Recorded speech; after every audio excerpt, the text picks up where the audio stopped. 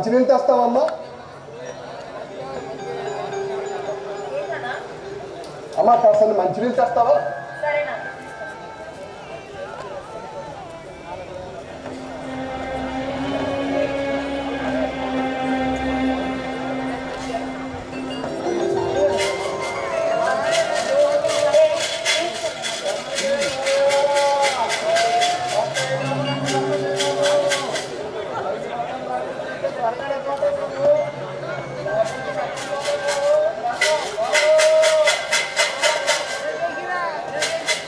లేదురాయా, ఎలవయ్యా వెళ్ళు. ఈ మధ్యకాలంలో కాలు చేతులు బాగా ఉన్నా కష్టపడి సంపాదించుకోలేకపోతున్నారు. దరిద్రపు వెళ్ళు. ఎలవయ్యా వెళ్ళు.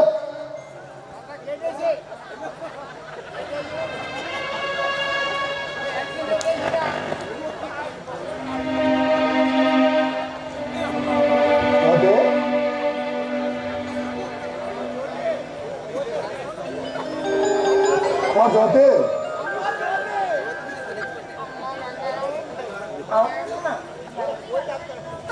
ఎవరూ లేరమ్మా. ఈ మధ్య అడుక్కు తినే దరిద్ర ప్రజలు చాలా ఎక్కువైపోయారు. కాలు చేతులు బాగున్నా కష్టపడి సంపాదించుకోలేకపోతున్నారు వేదవాళ్ళు. పోనీలే నాన్న, కాస్త దానం చేస్తే మన సొమ్మైపోతుంది. అట్లా దానం చేస్తుంటే ఇప్పుడు నేను అలా అంతస్తుల్లో ఉండేవాడిని కాదు. ఊరి గుడిసెల్లో ఉంటూ గంజి తాగేవాడిని. ఆత్మాభిమానాన్ని చంపుకొని ఇలా మేడల్లో అంతస్తుల్లో ఉండే కన్నా ఆత్మాభిమానాన్ని పెంచుకొని గుడిసెల్లో ఉండి మంచినీళ్ళు తాగడం చాలా మంచిది నాన్న. జ్యోతి అమ్మా, ఈ రోజు నేను చూడడానికి చల్లపల్లి నుంచి జమీందార్ గారు వస్తున్నారు. అదేంటమ్మా అలా ఉంటావు? ఆడపిల్లలు చూడడానికి మన పొరుగు నుంచి ఎందుకు వస్తారు? ఆ మాత్రం అర్థం చేసుకోలేవా? నాన్న మీకు ఎన్నిసార్లు చెప్పాలి, నేను ఎన్ని తప్పు ఎవరిని పెళ్లి చేసుకోనండి. దయచేసి చేతులు ఎత్తి దండం పెడతాను, నన్ను ఇలా బ్రతకనివ్వండి నాన్న, మీకు పుణ్యం ఉంటుంది. జ్యోతి, నువ్వు ఎవరిని ప్రేమించినా ఎంతమందికి మనసు ఇచ్చినా నువ్వే కావాలని కోరుకున్నా నాకు ఏం అభ్యంతరం లేదు. కానీ ఒక్క మాట, ఈ పెళ్లి మట్టుగా నేను చెప్పిన కుర్రోడుతోనే జరుగుతుంది. అదే నా సిద్ధాంతం.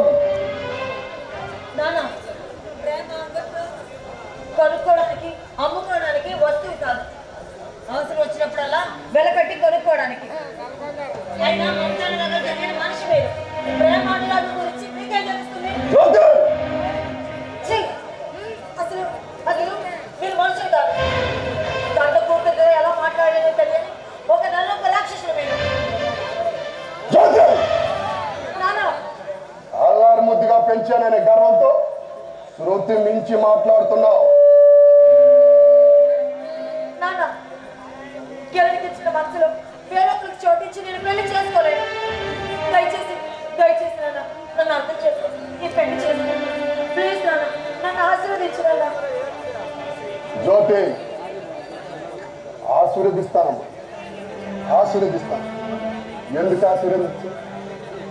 కానీ నువ్వు నేను మెచ్చిన వాడిని చేసుకుంటానంటే ఆశీర్వదిస్తాను. నువ్వు అంగీకరించిన అంగీకరించకపోయినా నిరంతరం నా పెళ్లి తప్పకుండా జరిగినట్టు. ఒప్పుకుంటే పెద్దరికం నిలబెట్టుకునేవారు ఉంటారు, లేకపోతే ఏ బెదిరిస్తున్నావా? వాస్తవం చెప్తున్నాను. అలా జరగనివ్వను. జరిగి తీరుతుంది. నా పెళ్లి నా ఇష్టం, రావడానికి మీరెవరు? నీ కన్న తండ్రిను. అలా అయితే ఈ పెళ్లి చేసి మీ పెద్ద వంశని నిరూపించుకోండి నాన్న. జ్యోతి, పిచ్చి పిచ్చిగా మాట్లాడుతున్నా. అవును, నాకు పిచ్చి పట్టింది, నా కిరణ్ మీద ప్రేమ పిచ్చి పట్టింది. జ్యోతి,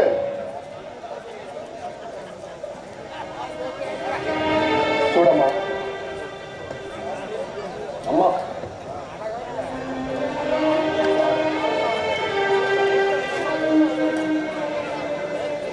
తల్లి